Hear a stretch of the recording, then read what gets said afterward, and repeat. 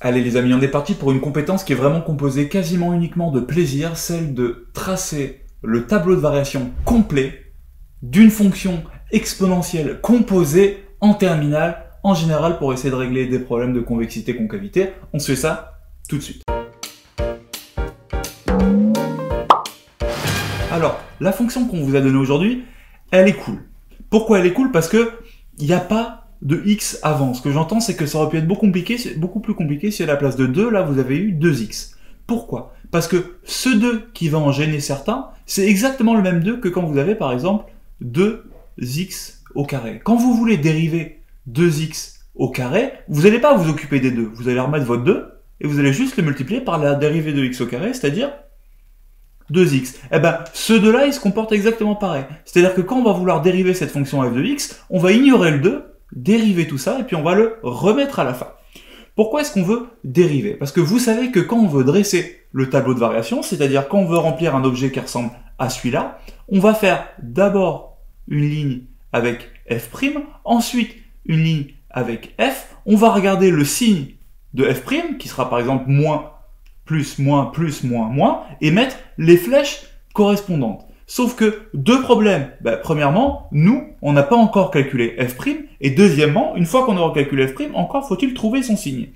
On va se faire ça tranquille, on se détend, on prend son temps, bienvenue dans l'art mathématique, on s'y met.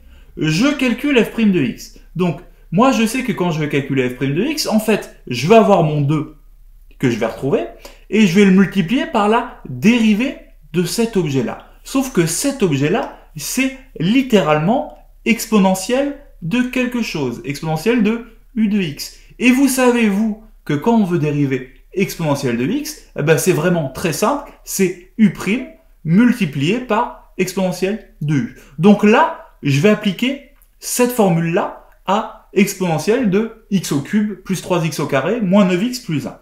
Mon u de x, c'est tout simplement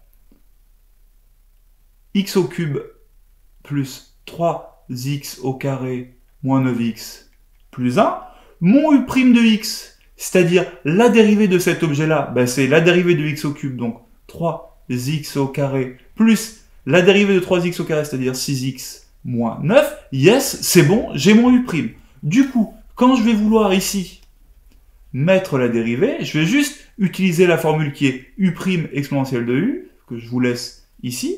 Mon u', je viens de le calculer, c'est ça, donc ça va me faire 3x au carré plus 6x moins 9, multiplié par exponentielle de u, donc multiplié par exponentielle de ce que j'avais ici. Hop, exponentielle de x au cube plus 3x au carré moins 9x plus 1. Yes, j'ai ma dérivée. Alors moi, il se trouve que je suis légèrement maniaque, et du coup, cette dérivée-là, elle me plaît pas. Ce que je vais faire, c'est que je vais factoriser ici par 3. En effet, j'ai du 3, j'ai du 6, et j'ai du 9. Donc en fait, j'ai un facteur 3 qui est commun ici. Donc, mon f' de x, c'est emmerdant ce petit rond. Regardez, hop, disparition. Ah, ça c'est un petit bug. Donc ça me fait 2 fois, je mets un 3 en facteur. Donc 3 facteurs de, là je l'enlève une fois, il reste x au carré. Là, je l'enlève une fois, donc il reste 2. 2x. Et là, il était 3 fois, donc moins 3. Exponentielle de x au cube plus 3x au carré moins 9x plus 1. Ok, j'ai ma dérivée. Maintenant, je vais pouvoir m'intéresser au signe de la dérivée. Donc là, mon 2 fois 3, je vais l'arranger, ça va devenir un 6, tout simplement. Donc là, j'ai un 6, et je me retrouve avec ça. Regardez comme c'est cool. Notre dérivée, elle est de la forme a multiplié par ce truc-là qui est un b, multiplié par ce truc-là qui est un c. Du coup, dans l'idéal, si je voulais faire le tableau de signes de f', je ferais tout simplement une première ligne où je mettrais x. Ensuite, je ferai une ligne où j'étudie le signe de a, une ligne où j'étudie le signe de b, et une ligne où j'étudie le signe de c. Oula, qu'est-ce qui s'est passé? Sauf que, regardez, pourquoi est-ce que c'est pas forcément intéressant de faire ça? Ce nombre-là, 6, il est toujours positif. cet objet-là, exponentiel de machin, vous m'oubliez surtout pas qu'un exponentiel, c'est toujours strictement positif. Du coup, ce bout-là, exponentiel de x au cube plus 3x au carré moins 9x plus 1, vous pouvez faire ce que vous voulez, ça sera toujours positif.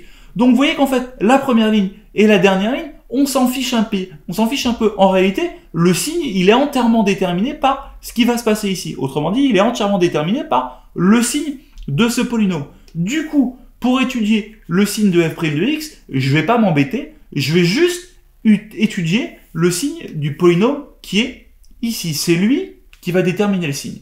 Comment est-ce que je fais pour étudier le signe de ce polynôme? Je vais faire comme d'habitude, je vais faire un petit delta. C'est un polynôme de second degré qui vaut b au carré moins 4ac, donc 4 moins 4 fois 1 fois moins 3. Ah, ça c'est joli. Un delta qui vaut 16, donc qui vaut 4 au carré. En vrai, quand on a un delta qui est positif, qui est positif et qui en plus c'est un carré parfait, on est plutôt content. Mes deux racines, x1, il vaut moins b, donc moins 2 moins racine de 16, donc racine de 16 sur 2a, donc sur 2, et mon x2, il vaut moins b, donc moins 2 plus racine de 16 sur 2. Donc, ma deuxième racine, moins 2 plus 4 sur 2, ça me fait 2 sur 2, et ça fait tout simplement 1. Donc je suis content, j'ai mes deux racines.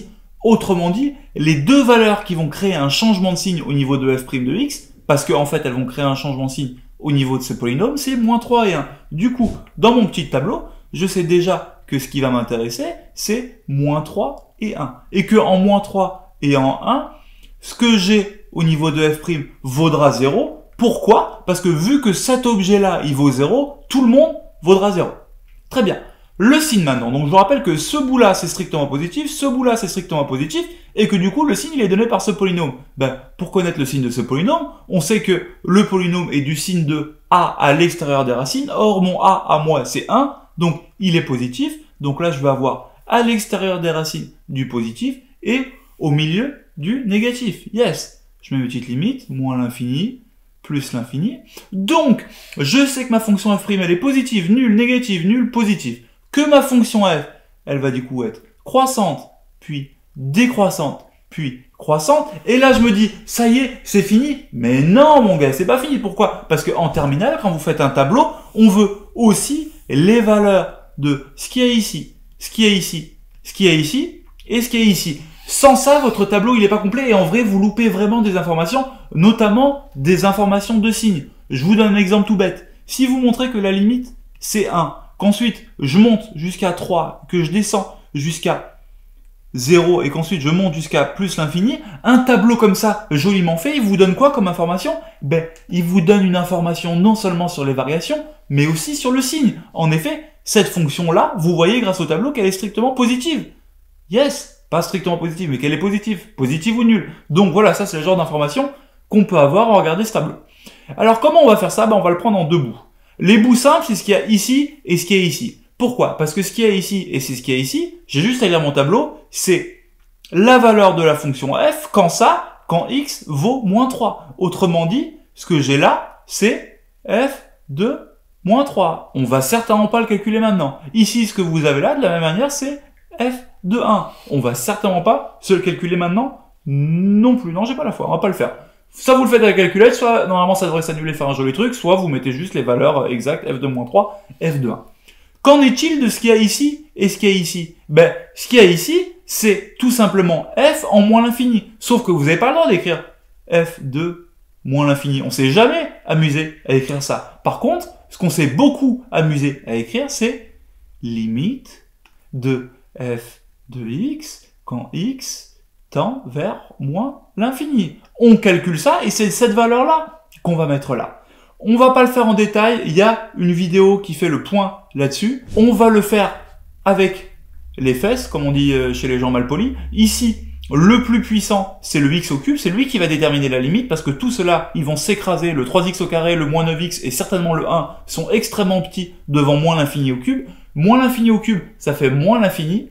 Exponentielle de moins l'infini, ça fait 0, et 2 fois 0, ça fait tout simplement 0. Donc moi je sais que ma limite, ici, ça va être tout simplement 0. De la même manière, en plus l'infini, ma limite, ça va être plus l'infini. Ça, c'est vraiment des trucs qu'on attend que vous sachiez faire en terminale, faire ce genre de tableau parfaitement, sans vous planter. Je sais pas pourquoi je fais un signe comme ça avec mes mains. Entraînez-vous, on vous en a mis plein en dessous, ça c'est des trucs qui tombent au contrôle. À vous de jouer, vous êtes des champions.